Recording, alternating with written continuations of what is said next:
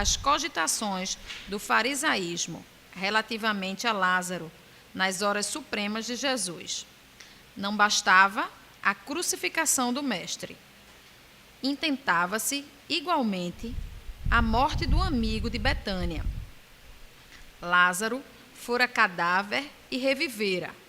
Sepultara-se nas trevas do túmulo e regressara à luz da vida. Era, por isso, uma glorificação permanente do Salvador, uma cura insofismável do médico divino. Constituiria em Jerusalém a carta viva do poder do Cristo. Destoava dos contemporâneos, tornara-se diferente. Considerava-se, portanto, indispensável a destruição dele. O farisaísmo dos velhos tempos ainda é o mesmo nos dias que passam, apenas com a diferença de que Jerusalém é a civilização inteira. Para ele, o Mestre deve continuar crucificado e todos os Lázaros ressurgirão sentenciados à morte. Qualquer homem renovado em Cristo incomoda-o. Há participantes do Evangelho que se sentem verdadeiramente ressuscitados, trazidos à claridade da fé, após atravessarem o sepulcro do ódio, do crime, da indiferença. O farisaísmo, entretanto, não lhes tolera a condição de redivivos, a demonstrarem a grandeza do Mestre. Instala perseguições, desclassifica-os na convenção puramente humana, tenta anular-lhes a ação de todos os setores da experiência. Somente os Lázaros, que se unam ao amor de Jesus, conseguem vencer o terrível assédio da ignorância. Tem, pois, cuidado contigo mesmo. Se te sentes trazido da sombra para a luz, do mal para o bem, ao sublime influxo do Senhor, recorda que o farisaísmo, visível e invisível, obedecendo a impulsos de ordem inferior, ainda está trabalhando contra o valor de tua fé e contra a força do teu ideal. Não bastou a crucificação do Mestre, também tu conhecerás o testemunho.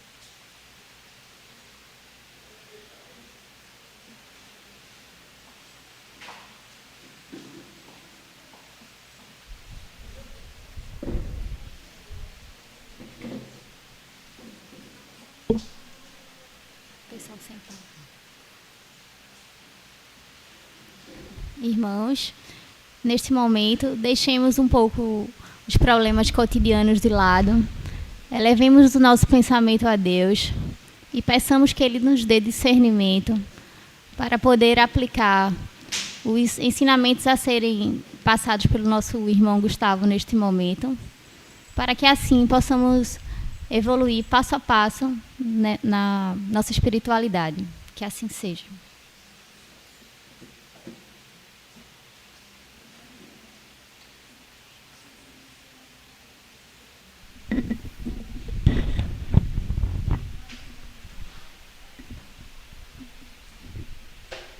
Sim, boa noite. Geralmente eu não boto nem o nome aqui, como eu sou daqui, quem não conhece pelo nome, Gustavo. A palestra que eu vou proferir é doenças e lei de causa e efeito. Assim, primeiro, quem mais aproveita esse tipo de palestra ou de conversa sou eu mesmo. Meu ouvido é o mais próximo da minha boca, então todas as palavras primeiro são para mim, depois para os outros, quem quiser realmente acompanhar alguma coisa. Mas sabe que eu estou aqui não é por questão de ter nada a mais que seu ninguém, simplesmente porque está lendo e está tentando traduzir aquilo que está vendo e que está reconhecendo como verdadeiro.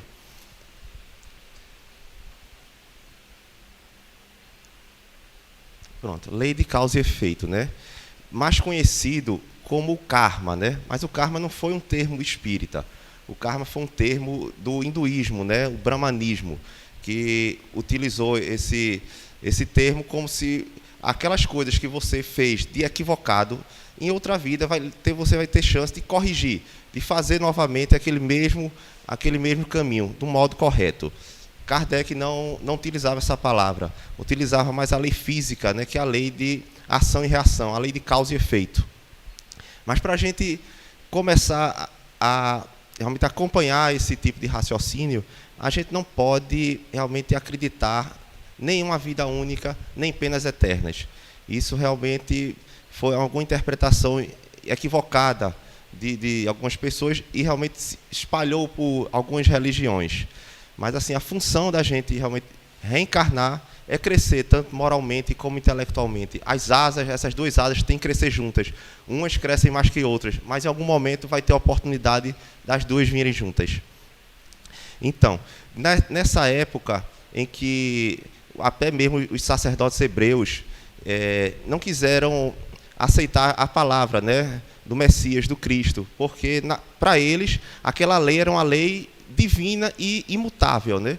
Mas tem que ter uma noção que existem dois tipos de leis. Um é a lei divina, que é aquela que realmente os 10 mandamentos são imutáveis. Existem leis civis, que são leis realmente para educar aquela população. São leis que são feitas temporariamente, transitoriamente, porque é necessário para aquela população, para aquelas pessoas que ainda não têm um conhecimento, que andem no caminho mais certo, mas precisa não que isso seja passado para gerações adiante, que já tem outro entendimento, uma outra compreensão.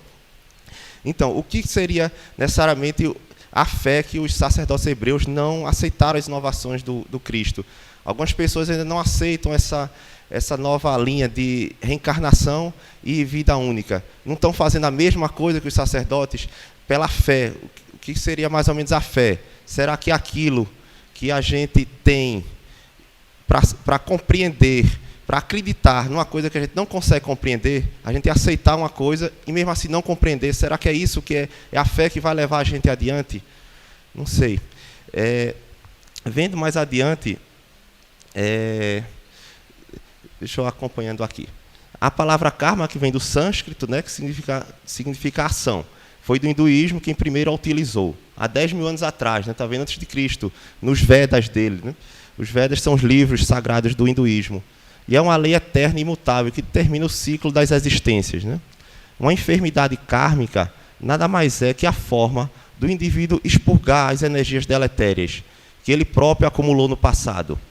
Então isso não é um castigo, isso é uma lei natural. Você, a partir do momento que você faz coisas boas, você adquire aquela energia boa, incorpora ao seu espírito, ao seu perispírito. E a partir do momento que você faz coisas erradas, tanto física como moralmente, você adquire aquela energia também. Em algum momento você vai ter que expurgar aquela energia. Então a doença, a dor, o sofrimento, nada mais é que uma lei natural. A lei de causa e efeito só vai ser resgatada a depender da mudança posterior àquele evento. Né? Então, sofrimento apenas dá a medida dos erros cometidos. Jamais serve de moeda de pagamento de qualquer culpa. Seria um Deus, então, um Deus injusto, né? Um Deus... você tiraria a perfeição do Deus, né? Se quisesse que você pagasse daquele modo. Seria o olho por olho, dente por dente da lei mosaica. Né? E não é o caso. O karma só será diminuído por meio da vivência, da caridade e da mudança de conduta. Agora, isso demora tempo para realmente as pessoas assimilarem. Da lei de Abraão para a lei mosaica, são 2000 anos. Que na lei de Abraão, a poligamia era uma coisa normal. Porque na lei de Moisés, se alguém atacasse a poligamia naquele período de Abraão, aquilo seria a pessoa falar contra a lei divina, e não era a lei divina. A lei divina são os 10 mandamentos. As outras são leis civis. De Moisés para Jesus também são 2000 anos. Então, se alguém na época de Moisés atacasse o olho por olho, dente por dente, estaria atacando a lei divina. E de Jesus para o Consolador, o Espiritismo, essa doutrina que traz luz, traz mais esclarecimento, próprio prometido por Jesus. Jesus prometeu o Consolador, prometeu o Espírito da Verdade. O Santo Espírito, queiram falar o Espírito Santo, que nome queiram dar, mas ele prometeu aquele que falaria verdades que ele mesmo ocultou, que ele não poderia falar naquela época, porque as pessoas não teriam entendimento. Então, a doutrina espírita nos revelou 3 princípios, que é a sobrevivência do espírito, a reencarnação e a lei de ação e reação. Então, na concepção reencarnacionista, ensina que não existe salvação, mas evolução. Não há almas condenadas, mas sim transitoriamente enfermas, né? Pronto. Aí existe várias citações bíblicas, várias corroborando com que Jesus acreditava na reencarnação. Embora ele não falasse de modo explícito em algumas, outras ele falava explicitamente. Eu vou trazer apenas algumas, porque existem várias. Existe um livro de Severino Celestino da Silva, que é um teólogo, professor paraibano, e que realmente ele traça desde o Antigo Testamento até o Novo Testamento todas as passagens e interpretações quanto à reencarnação, mediunidade na Bíblia, né? Uma das passagens perguntam: por que dizem os escribas ser preciso que volte antes o Elias? Bem, Elias era um profeta judeu que viveu 850 anos antes de Cristo. Então, quer dizer, Elias há de voltar, está voltando de novo, né? Então já é um princípio que a pessoa não vem uma vez só. E Jesus não desmentiu essa verdade. Jesus disse: é verdade que Elias há de vir e restabelecer todas as coisas, mas eu vos declaro que Elias já veio e eles não reconheceram. Pronto, ele disse, Elias já veio. Então, e quem é Elias então? Será que ele não ocultou nem essa verdade? E o trataram como lhes aprouve, como quiseram, né? E assim farão com o Filho do Homem.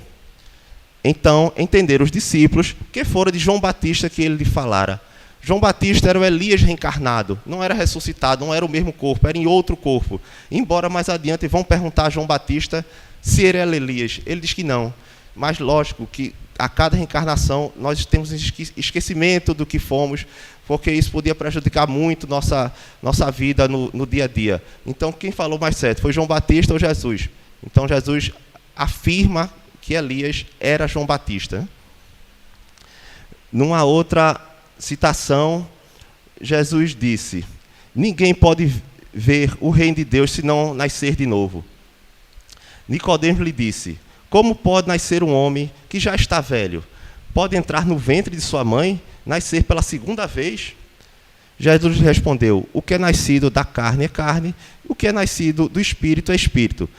Não vos espanteis do que eu vos disse, é preciso que nasçais de novo. Esse diálogo é longo, isso realmente daria... tem uma palestra do próprio Severino Celestino, que é basicamente falando sobre isso. Ele vai falando frase por frase e vai interpretando isso. Então, como pode, embora... Ele diz, nascer da água e nascer do Espírito, mais adiante. Então, da água, necessariamente não é a água do batismo. A água simbolizava a matéria. Isso é visto mais adiante. Nosso corpo é 70% de água. Então, Jesus quer dizer, o que é da carne é carne, o que é do Espírito é Espírito. Então, não é nascer do Espírito Santo, é nascer do Espírito mesmo, nascer da água, nascer da matéria de novo. Uma outra passagem. Pronto, o livro. Traduzi... Analisando as tradições bíblicas. Aqui a minha colaboradora nunca esquece. Saiu Jesus para as aldeias de Cesareia de Filipe. E no caminho interrogou os discípulos, dizendo... Jesus perguntou aos discípulos, né? Quem dizem os homens que eu sou? E eles responderam, João Batista, outros Elias, e outros Jeremias, e um dos profetas. Então, eles acreditavam que Jesus podia ser a reencarnação de algum desses. E Jesus realmente não confirmou que era, que Jesus não era a reencarnação de ninguém. Jesus era o próprio Espírito de maior envergadura que aportou aqui para nós, para a gente realmente seguir ele como modelo e guia. Então, ele não era... Outros vieram antes dele para preparar realmente aquelas pessoas para o entendimento mais sublime, uma palavra mais evoluída, né? Pronto, essas são citações bíblicas da lei de causa e efeito. Ali foi de reencarnação, agora a gente passa para a lei de causa e efeito. Numa delas, isso foi Pedro, que quando foram prender Jesus, ele puxou a espada e realmente atacou umas pessoas que iam prender Jesus. Então Jesus diz a ele, embainha a tua espada, porque todos aqueles que usarem da espada, pela espada morrerão.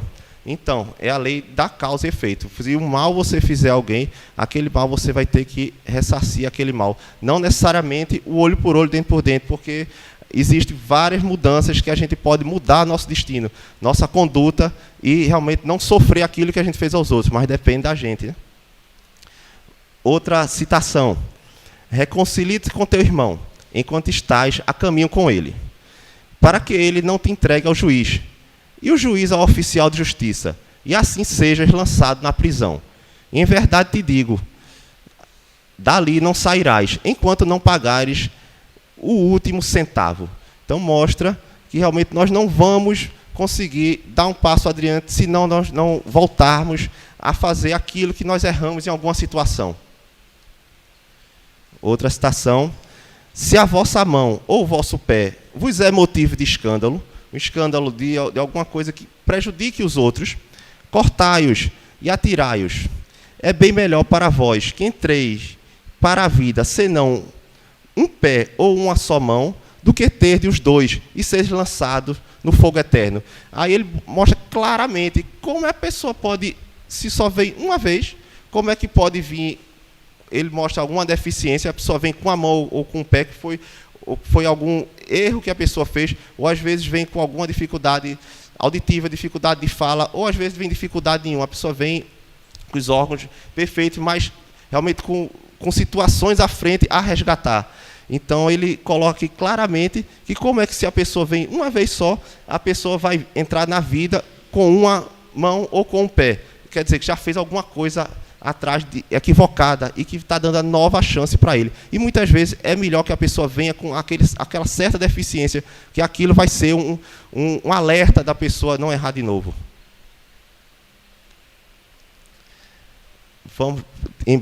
Falando desse mesmo livro, embora tenha vários outros, onde foi que acabou essa história da reencarnação na igreja? Onde foi que ela tirou? Porque as pessoas daquela época acreditavam na reencarnação. As pessoas tinham isso como, não necessariamente do modo tão claro, feito a doutrina espírita nos apresenta, mas já tinha aquilo como uma verdade. E onde foi isso?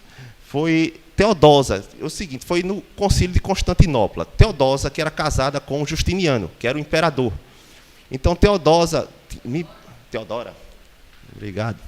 Teodora tinha sido, em algumas citações, fala que ela tinha levado uma vida não muito correta, tinha realmente passado algum tempo ganhando a vida como vida fácil, que não tem nada de fácil. E as colegas de trabalho dela falavam com o maior orgulho dela, porque uma pessoa que tinha tido uma vida de prostituta tinha chegado a ser uma imperatriz. E aquilo estava incomodando demais ela com aquilo.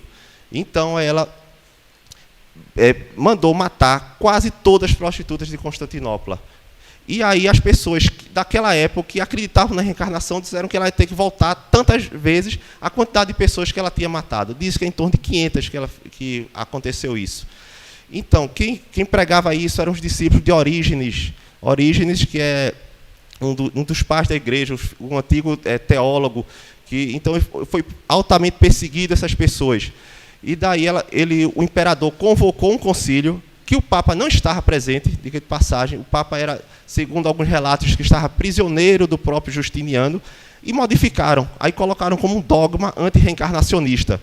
Aí tem alguma citação que diz, não estava Papa presente nesse concílio. Então, se quiserem voltar atrás, já tem uma deixa, né? Então, realmente, já pode dizer que tinham se equivocado. Mas, se não é isso que vai fazer a gente melhor ou pior, mas mostrar que isso era uma verdade. Então, Teodora, esposa do imperador Justiniano, por medo de ter seu passado recordado, encomendou a morte de 500 mulheres de Constantinopla. Após esse fato, os cristãos passaram a chamá-la de assassina e diziam que ela deveria ser assassinada 500 vezes em vidas futuras. No 5º concílio de Constantinopla II, foram lançados os dogmas anti-reencarnacionistas, mas nesse período o Papa Vigílios não foi convocado, pois se encontrava prisioneiro do imperador Justiniano.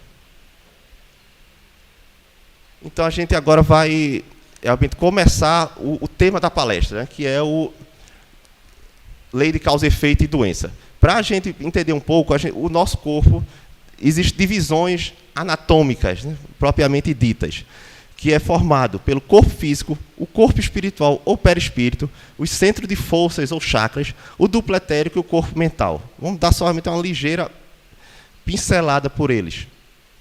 O corpo espiritual, o perispírito. O corpo carnal nada mais é que uma cópia do perispírito. Então, ao reencarnar, nosso perispírito, que tem todos os órgãos que nós temos, aquela energia do perispírito vai ser passada para a criatura, o feto que está em formação. Então, tudo é gravado no perispírito, mas o perispírito é formado a partir do espírito, é formado a partir do pensamento da mente. Então, teoricamente, quem faz tudo é o espírito, mas o espírito, as ações dele formam o perispírito, e o perispírito forma o corpo.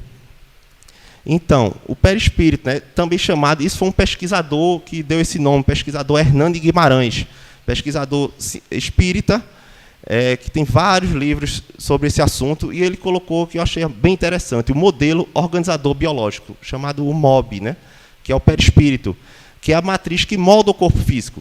Cada célula deste corresponde a uma célula do corpo espiritual. Tá vendo? Cada célula do corpo físico corresponde a uma célula do perispírito. E o perispírito é formado automaticamente às ordens mentais, que se originam da alma. Ele manifesta o equilíbrio ou desequilíbrio do nosso espírito e passa para o nosso corpo físico, o estado em que se encontra.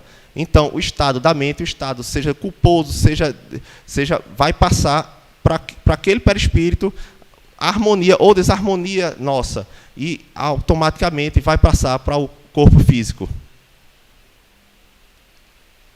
Pronto, as gravações perispirituais, né?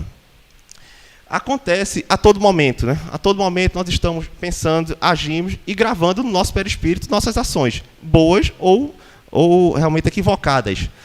Então, mas quando acontece a morte física, ocorre como se fosse um resumo. As pessoas que voltaram e relataram esse tipo de acontecimento, as pessoas como se fosse um filme de alta velocidade que passa. E as pessoas revê várias cenas, a grande maioria das cenas importantes da sua vida. E dali, energeticamente, impregnam o perispírito, dependendo das ações que fizeram. Então, aquilo já vai dar o cartão de visita para onde é que se vai, né? Quando acontece a morte física, ocorre a gravação nas recentes unidades energéticas do perispírito, ou seja, as lembranças dos acontecimentos de toda a sua vida, em tempo rápido e curto, como se fosse um filme em alta velocidade. Isso é um relato do espírito Franklin, né? Ele relata ao desencarnar. Não necessariamente na mesma hora, que ele estava um pouco perturbado dias seguintes. Todo o meu ser vibrava consoante os fatos lembrados, como se meu corpo espiritual estivesse adaptando ao estado vibratório desenvolvido por mim, em minha existência física, para localizar-se aqui, deste lado, em uma região compatível com o meu estado íntimo. Então, isso mostra que, ao rever todas as cenas dele, aquilo, energeticamente, ele gravou no perispírito o que ele tinha sido. E ali, realmente, já dá o endereço para onde o plano que a gente vai e, posteriormente, a reencarnação.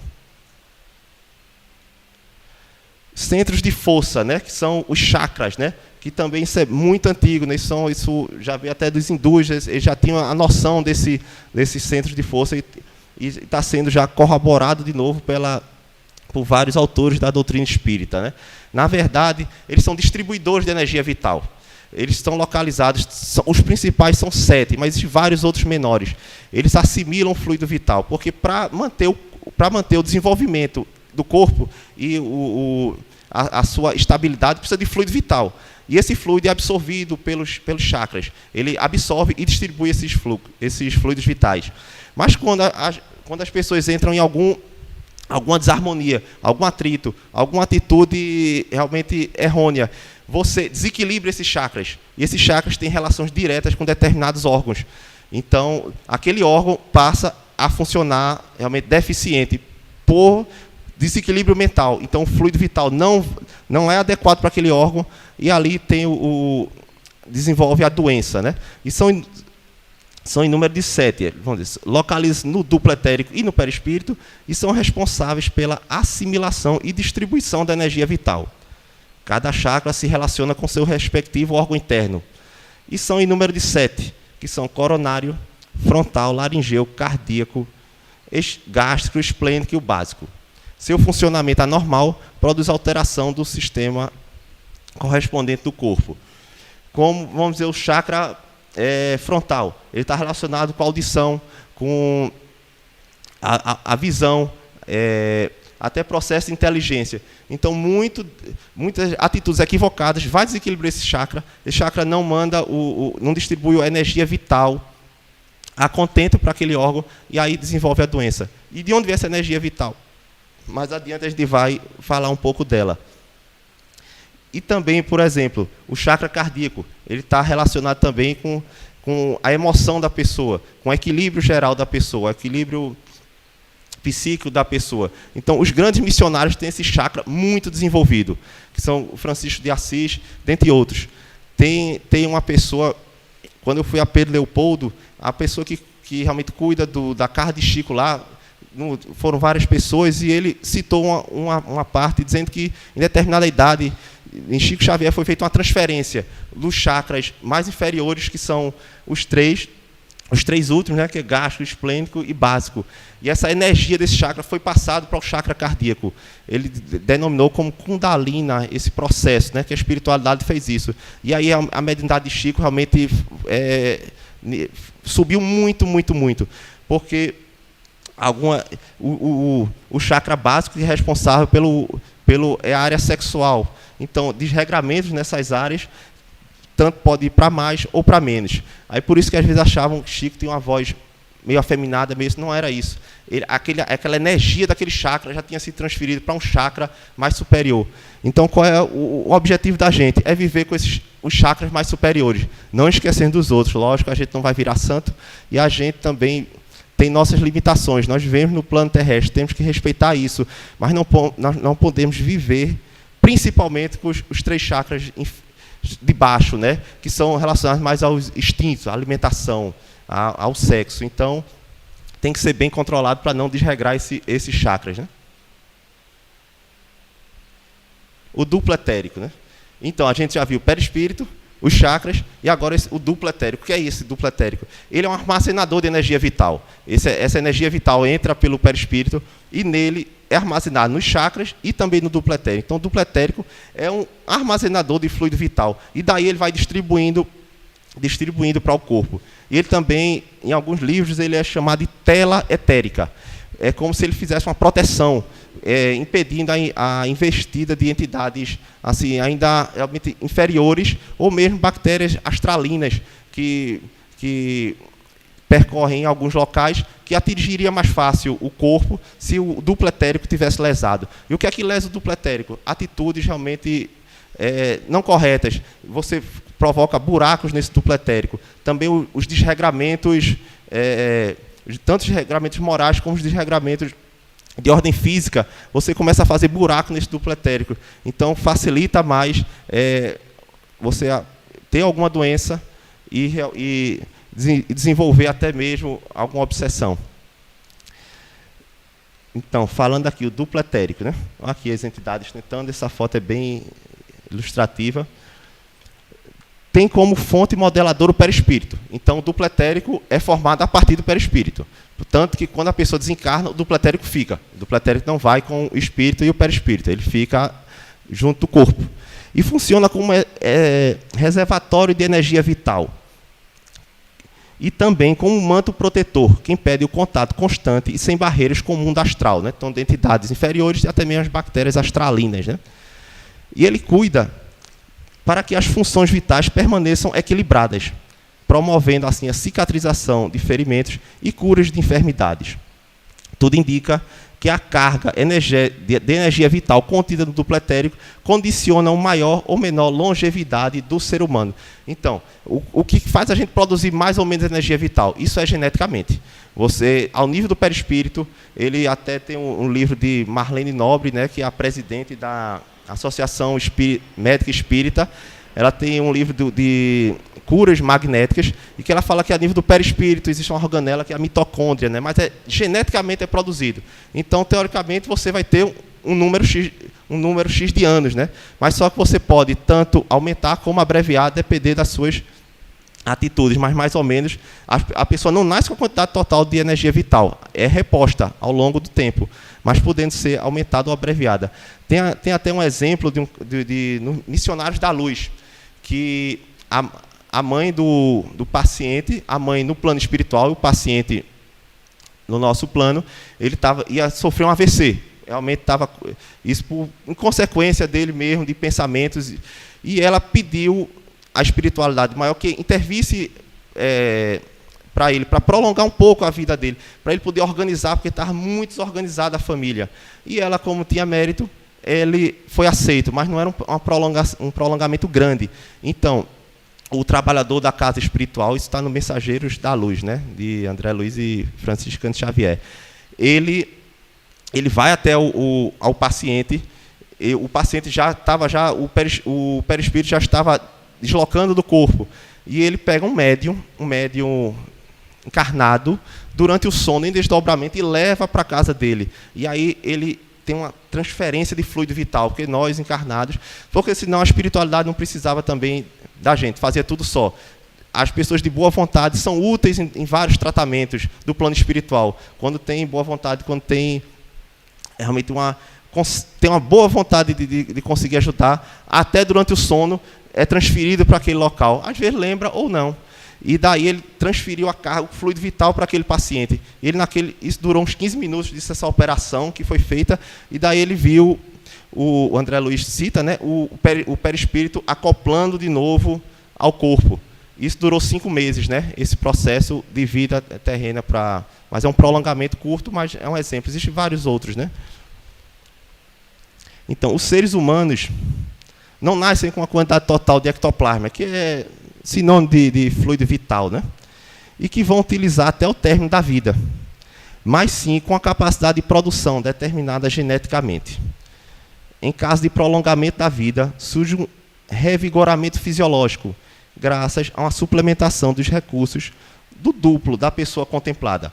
E no outro caso também, uma pessoa que abreviou a vida, como o suicídio, nossos irmãos que acham, infelizmente, estão com um sofrimento grande, e que realmente aquele interromper a vida seria a solução.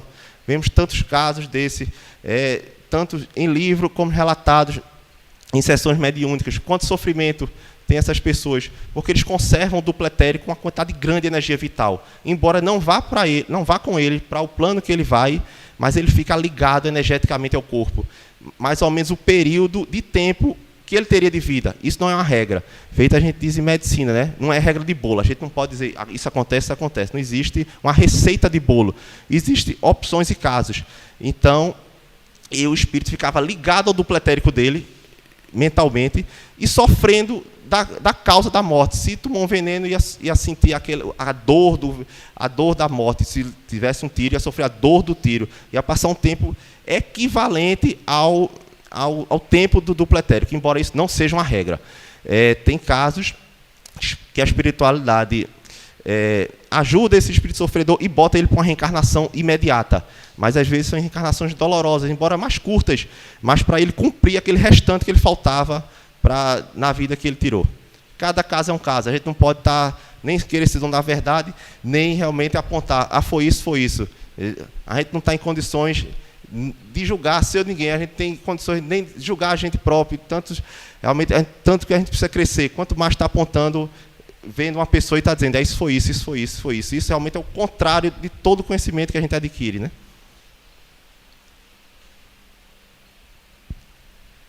Pronto, as doenças determinadas ou adquiridas, né? Vamos dizer, aquelas de nascimento. Então, como é que é o processo de nascimento? O que é que determina o ser nascer com tal deficiência, ou só vir desenvolver depois aquela doença? No processo de encarnação, o espírito ele já se liga ao óvulo da mãe um pouco antes mesmo da concepção propriamente dita, da penetração do espermatozoide, né? Então, aquele conjunto espírito-óvulo, ele já vibra energeticamente. Então, a natureza sábia coloca milhões de espermatozoides, cada um com uma genética específica, e que aquele grupo espírito-óvulo vai atrair aquele espermatozoide condizente com aquela energia dos dois. do espírito e o óvulo emitem uma energia e aquele espermatozoide vai fecundar o óvulo a depender da energia, não é o acaso. Então, são várias opções que a natureza dá, várias genéticas para que se cumpra, né, a lei divina. Né? Então, não é um acaso as coisas. Aí o pessoal diz, e se não for programada, for de repente? Será que tem já um espírito ali já esperando? Mas tem um livro de Ricardo Bernardi, né, que é um médico de Santa Catarina, tem um livro de gestação, ele debate bem esse assunto. Mas numa delas ele diz, ou são, como não existe regra de receita de bolo para tudo, ou são espíritos afins, amigos que querem ajudar aquela pessoa e reencarnam, ou processos mesmo obsessivos, porque não só o amor, mas o ódio também une as pessoas. Quando Jesus dizia, perdoa o teu inimigo, não era para você, era para você desvincular-se energeticamente daquela pessoa, porque o ódio une energeticamente as pessoas. Então, numa família pode reencarnar tanto pessoas afins, como pessoas que têm um ódio muito grande, que são ligadas energeticamente. Então, quem sabe aquele obsessor já estava energeticamente ligado àquela pessoa, quando nasce e diz, pronto, é a oportunidade, a espiritualidade adormece ele e coloca ele, implanta ele, né? no conjunto óvulo espermatozoide. Ou não, pode ser um espírito afim, um espírito amigo que tem aquela oportunidade e aproveita, e pode ser até realmente uma grande ajuda para aquela pessoa durante a vida. Né? Então, são várias opções. É sabendo que não é ao acaso. Né? Então, no processo de concepção, né, há uma ligação da entidade reencarnante ao óvulo materno. Então, isso forma um halo energético, né, que passa a atrair, por sintonia, aquele espermatozoide que contém os genes que ele necessita, ou seja, que ele merece. Né? São quase 300 milhões de opções diferentes de organismos maternos, favorecendo múltiplas opções para que a justiça divina se cumpra por meio das leis biológicas. Né?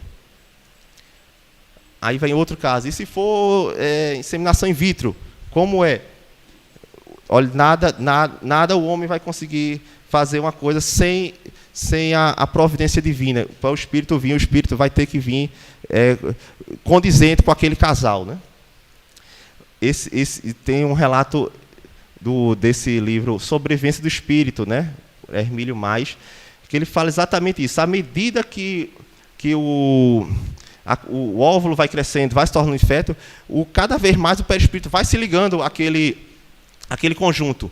Então, vai passando energias do perispírito para o feto e vai contribuir para a formação dele. Algumas, quando são energias deletérias, vão começar a alterar a formação já, com formação, e a criança já nasce com determinada doença. Se for realmente uma energia muito grande, uma energia deletéria muito grande, então já nasce aquelas malformações já graves, né? Já graves. Mas que nada é por acaso, foi apenas a transferência do perispírito, a energia para aquele conjunto. Né? É como se fosse um carvão. Né? O carvão vai sugando aquela energia e vai formando o ser. Né?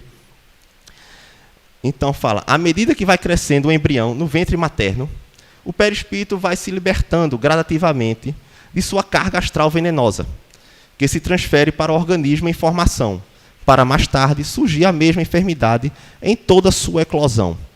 Em verdade, o corpo carnal é a materialização completa do perispírito na matriz uterina. Né? Pronto. Injunções kármicas, né? Que são aquelas obrigações kármicas. Né? Tem várias citações.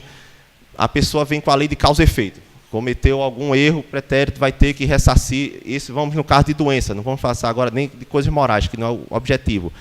Em determinado momento, tem um livro, As Vidas de Chico Xavier, que tem uma mãe que apresenta para ele uma criança completamente, a mãe desesperada, com razão, a criança tem nascido surda, muda e cega, sem os 2 braços. E aos 5 anos de idade apareceu com uma doença que ia ter que amputar as pernas para salvar a vida dela. Ela vai com desespero maior do mundo e Chico vendo a aflição daquela mãe, mas Emmanuel disse, diga a verdade a ela. Ela nem todo mundo pode conhecer a verdade, mas ela era o único modo de realmente ela não desvirtuar da vida e pensar até em processo de suicídio isso. Ela disse, essa criança que está no seu braço, nas 10 últimas reencarnações, suicidou-se. Então foi o único modo da providência divina fazer com que ela expurgue as energias deletérias e não cometa de novo. Então, se apareceu agora para amputar as pernas, isso é a cura dela, a cura para que ela não pense de novo no suicídio. Embora não quer dizer que toda pessoa deficiente seja o suicida, de jeito nenhum. Ivone Pereira do Amaral, que é autora de vários livros espíritas, um dos mais conhecidos, né, que é até mesmo A Memória do Suicida, que Chico Xavier até fala que ela ganhou a encarnação dela com aquele livro. Um livro forte, realmente com histórias muito fortes, de relato de 10 pessoas envolvendo o suicídio.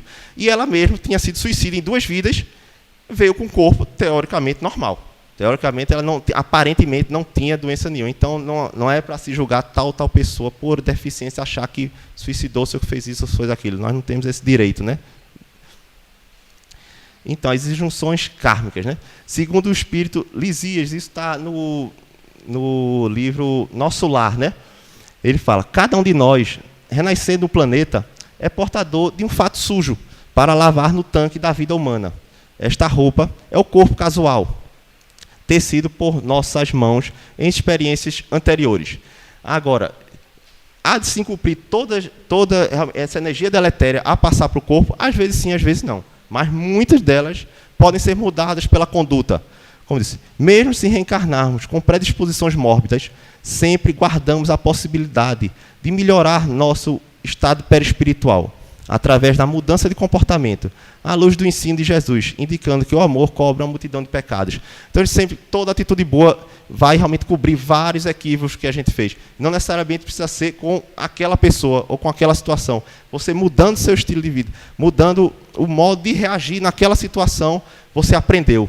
Então, a lei de causa e efeito, aquele karma foi diminuído. E muitas vezes não vem tão forte feito deveria vir. Também o cientista Hernani Guimarães, ele diz: é difícil, se não impossível, conhecer o karma de uma pessoa, pois ele decorre de um processo contínuo e sucessivo, de causas e efeitos. Logo está em permanente mudança. Tem uma outra citação, tem um livro, O Médium dos Pés Descalços, que são cartas de Carlos Bacelli a Chico Xavier. E Chico Xavier todo Natal fazia uma peregrinação pelos bairros pobres de Uberaba, cidade que ele viveu os 50 anos seguintes, né? Até os primeiros 50 foi em Pedro Leopoldo. E numa delas entrou numa casa e que tinha uma pessoa de uns 30 anos, realmente paralítico, muito pesado, obeso, em cima de uma cama. A família humilde não tinha condições de tratar ele direito. E aí ele não conseguia nem as necessidades ser postas levar ao banheiro, que ficava fora da casa. Então, e ele tinha a inteligência dele, ele conservava, ele tinha muito mais deficiência física do que mental. E ele tinha muitas marcas na cabeça, ficava batendo com a cabeça com frequência nos objetos, né? Então, ao sair daquele local, o Chico disse para as pessoas, ele tinha sido um estrategista militar. E pela inteligência dele, ele causou a morte de várias pessoas com a inteligência dele. Então, ele lesou o perispírito, lesou o chakra coronário, o chakra cerebral. E daí veio com aquilo. E algum disse, nós não podemos fazer uma sessão de desobsessão, porque pode ser que tenha alguns espíritos cobradores ali cobrando o erro que ele fez. Aí, a resposta de Chico, né? Esse irmão agora, ele precisa muito mais de coisas materiais. Ele realmente não há nenhum obsessor. Os obsessores já estão satisfeitos do que aconteceu com ele, já não tem mais nenhum. Então, ele precisa muito mais de conforto, de lençóis, porque a própria doença, ele já está se curando. A doença que ele já está, já é um processo realmente de cura para ele.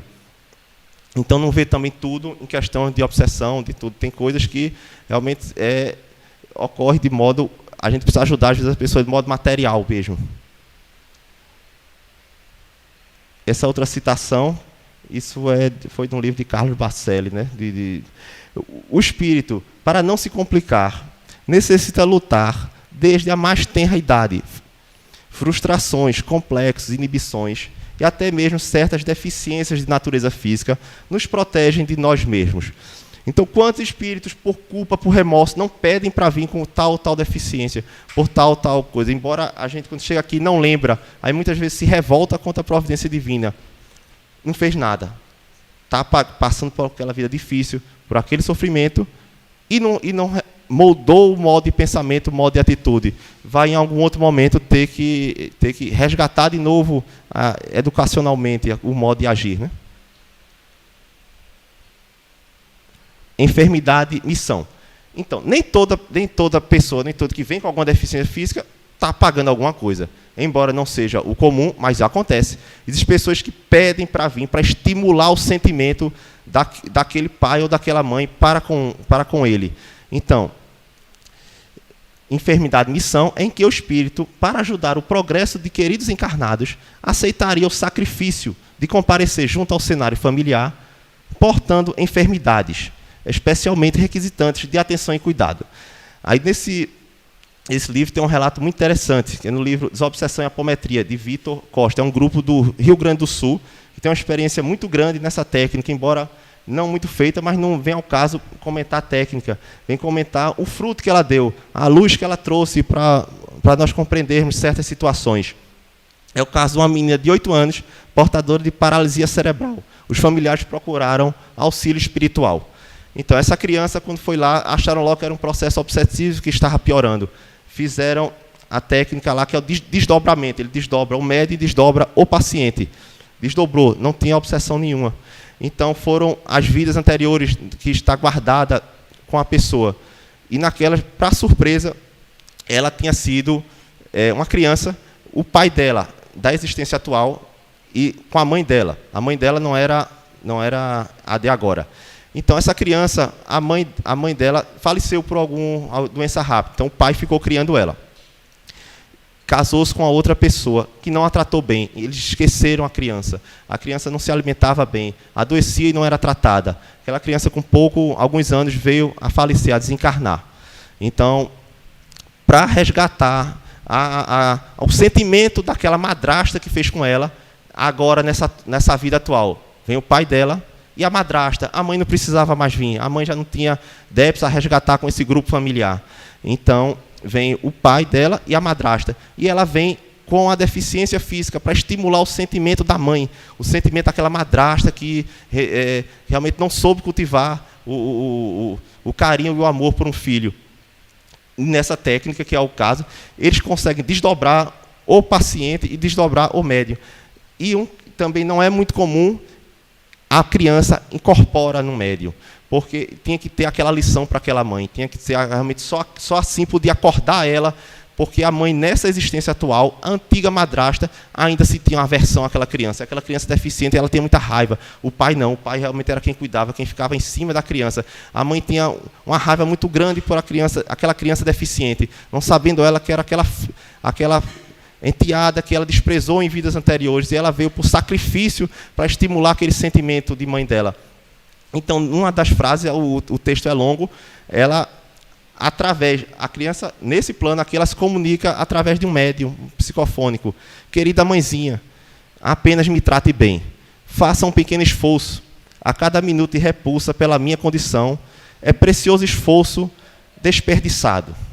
Logo mais, estarei retornando à pátria dos espíritos. Para ver, realmente foi um choque, nem todo mundo tem essa oportunidade de ter um relato desse, mas assim, está aí a ideia para ficar com a gente. Em vigilância mental. Em vigilância mental, o que é que a forma pensamento, né?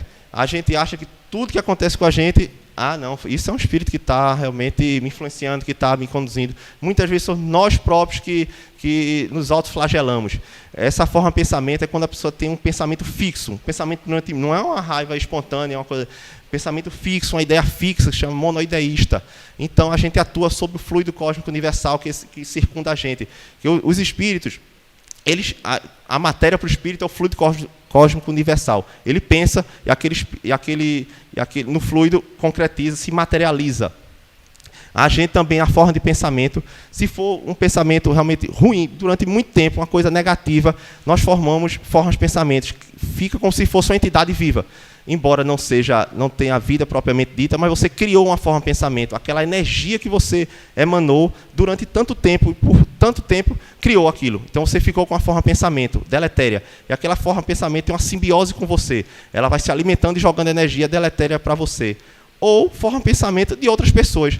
Você vai em qualquer ambiente desse que realmente tenha mais desregramento, e você realmente não tenha você esteja naquela mesma vibração daquele ambiente. Não quer dizer que todo canto que você vai entrar, você vai adquirir uma forma de pensamento ruim. Se você esteja naquela mesma vibração, pode ter outras formas de pensamentos por ali, desregradas, e acoplar você. Então, aquela forma de pensamento vai influenciando você.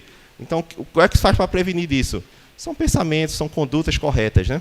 Fala-se muito também do sol, que o sol ele destrói muitas formas de pensamento. Por isso que à noite as pessoas realmente ficam mais deprimidas, mais solitárias, mais realmente pensando mais nos problemas, porque não tem o sol que destrói tantas formas de pensamento negativas, né? Então, a invigilância mental, né? A forma de pensamento, produto do pensamento humano. Ele aglutina elementos dispersos na atmosfera, insufla vida temporária nas formas energéticas e passam a se comportar de modo autonômico. São como seres vivos, dotados, contudo, de vida artificial. Nós mesmos que alimentamos ele, né? Tomam a forma de parasitas astrais, tal como suas duplicatas no mundo visível. Como regra, sugam a energia dos seus hospedeiros, que têm a mesma sintonia, provocando uma descompensação energética intensa e descarregam na sua aura uma cota considerável de toxinas mentais, né? Cada um tem que desenvolver suas próprias defesas psíquicas através da educação das emoções e pensamentos. Aí nessa citação do livro Libertação, né, de André Luiz e Chico Xavier, André Luiz relembra que a sugestão mental da doença pode atrair entidades microbianas que vivem e se reproduzem no campo mental de milhões de pessoas que a entretêm, né? Qualidade do pensamento. A gente tem que saber o seguinte: o pensamento harmonizado faz com que o fluido vital também circule pelo corpo normalmente. E o fluido vital também estimula a fabricação de maior número de anticorpos. Lógico, a defesa do organismo sofre graves desequilíbrios, né, com os desregramentos de natureza física ou moral da criatura, né? Quando você desequilibra o pensamento, desequilibra aquele fluido vital, e tem queda de anticorpo, e aí propicia mais a doença, né? Aí, em pesquisas médicas recentes, constatou-se que pessoas praticantes de uma religião têm maior defesa imunológica e vivem mais. Uma outra citação também, que mágoas, ressentimentos, desesperos e irritações estabelecem lesões mentais. E por isso diz que a mente é a mais poderosa para instalar doenças do que todas bactérias e vírus conhecidos. Esse livro é O Passo como Cura Magnética, né? Marlene Nobre, né? Aí voltando ao valor da prece, né? Isso foi um estudo inglês que estudou 393 pacientes internados de problemas cardíacos na UTI e foram divididos em dois grupos. Um que recebeu a prece intercessória à distância e o outro não. O que recebeu, foi constatado que os pacientes que receberam o tratamento espiritual apresentaram menos falências cardíacas, utilizaram menos diuréticos e menos antibióticos, tiveram uma sobrevida maior. Da importância da sintonia, mesmo que de outros, aquela energia, aquele fluido vital jogado para aquela pessoa recuperando. Embora dependa do merecimento, lógico, mas sabendo que aquilo ajuda, né? Pronto, eu acho que esse é o último.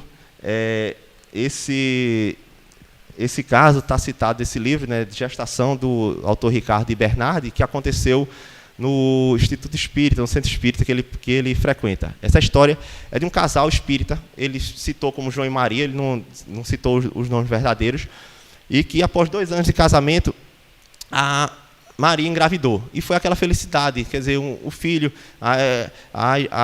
realmente projetando para o futuro toda aquela criança. 2 meses, ao primeiro ultrassom, a ultrassonografia, foi visto o diagnóstico de anencefalia, né? A criança com anencefalia, realmente, por lei, é permitido a realização do aborto, que são crianças que vivem muito pouco, ou horas ou dias. Então, o obstetra que realmente acompanhava ela disse que realmente faria o aborto. Eles se chocaram com aquilo, né? Disseram que eram espíritos, embora eu estou dizendo, essa conduta não é minha, estou apenas citando, cada um tire sua conclusão, cada um que está sentindo aquilo que pode realmente tirar a sua própria conclusão.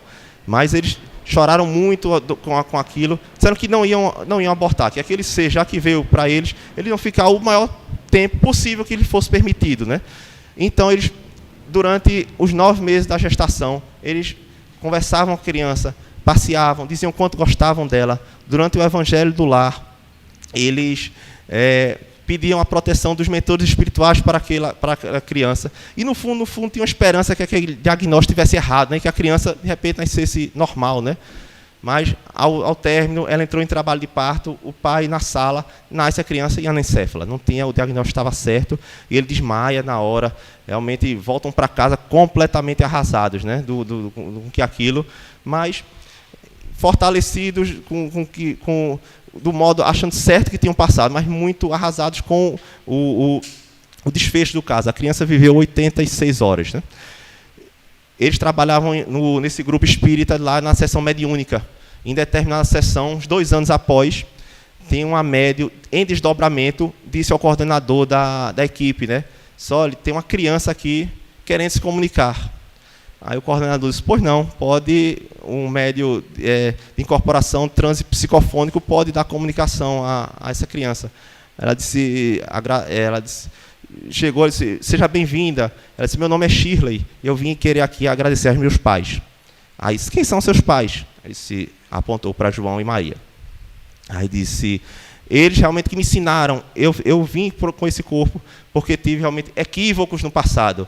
E realmente esses equívocos foram recuperados nessa gestação. E eu só pude acontecer isso pelo amor que eles me deram. Eu conheci coisas várias em outras vidas, mas o amor que eles tiveram comigo foi essencial para o meu tratamento. Então, por esse motivo, hoje eu tenho a permissão de falar, os meus mentores espirituais estão aqui me permitindo dizer que eu vou voltar para eles e que eu vou ser uma criança normal. Meu nome é Shirley, né? Ela falou. 2 anos após, engravidaram, tiveram a criança, né? E realmente está até hoje com essa criança. Então, numa das citações dela, o livro, o relato é grande, mas no relato do espírito, né? Na sessão mediúnica. Graças às energias de amor recebidas, graças ao evangelho do lar, que banharam meu corpo espiritual durante todo aquele tempo e que muito contribuíram para o meu tratamento. Eu expiei no verdadeiro sentido da palavra. Expiar é como expirar, colocar para fora o que não é bom. Eu drenei as minhas deformidades perispirituais para o meu corpo físico e fui me libertando das minhas mazelas. Como meus pais foram generosos, meu amor por eles será eterno. Então, sabendo que nós vamos passar por situações difíceis na vida, mas tudo aquilo requer os ensinamentos do Cristo. Só Ele que pode nos dar força para sair daquela situação. Só através das outras vidas, das reencarnações, que nós podemos ter força para seguir adiante, para seguir realmente um caminho correto, sabendo que se alguma situação ocorreu de modo que nós não estávamos esperando, aquilo não tinha que ocorrer e nós temos que reagir da melhor forma possível para tirar o máximo daquele aprendizado, mesmo que dure e difícil. Pronto, obrigado por me escutarem. Prece final. Eu não vou deixar escolher, não. Sou Carla. É você mesmo.